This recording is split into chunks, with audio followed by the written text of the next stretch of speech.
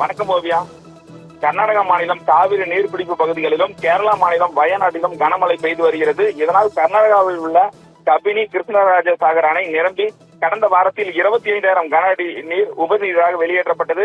அதனைத் தொடர்ந்து படிப்படியாக மழை தீவிரமடைந்ததன் காரணமாக 2 அணைகளிலிருந்து தற்பொழுது 45,000 கன அடி நீர் வெளியேற்றப்பட்டு வருகிறது.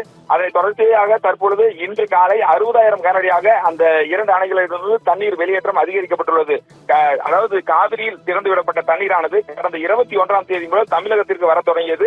படிப்படியாக மேட்டூர் அணைக்கான தண்ணீர் வந்தும் அதாவது வரத்தும் அதிகரித்து நேற்று மாலை நிலவரப்படி மேட்டூர் அணைக்கான நீர் வரத்து 37,263 கன அடியாக இருந்தது. அதே போல இன்று காலை 8 மணி நிலவரப்படி மேட்டூர் அணைக்கான நீர் வரத்து 37,263 கன அடியிலிருந்து 43,892 கன அடியாக அதிகரித்துள்ளது. டெல்டா பாசனத்திற்காக வினாடிக்கு 22,500 கன அடி வீதம் மேட்டூர் அணையிலிருந்து தண்ணீர் திறக்கப்பட்டு வருகிறது.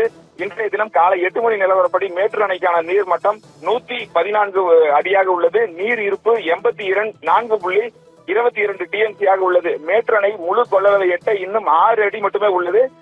ஜூலை முதல் வாரத்தில் மேட்டூர் அணைக்கான அதன் முழு கொள்ளளவை எட்டும் என நீர்வளத்துறை அதிகாரிகள் தகவல் தெரிவித்துள்ளனர். மேலும் தற்பொழுது மேட்டூர் அணைக்கான நீர்வரத்து படிப்படியாக அதிகரித்து வருவதால் கரையின் இருபுறங்களிலும் நீர்வளத்துறை அதிகாரிகள் நீர்வரவை கணக்கீடு செய்து வருகின்றனர். ஓவியா.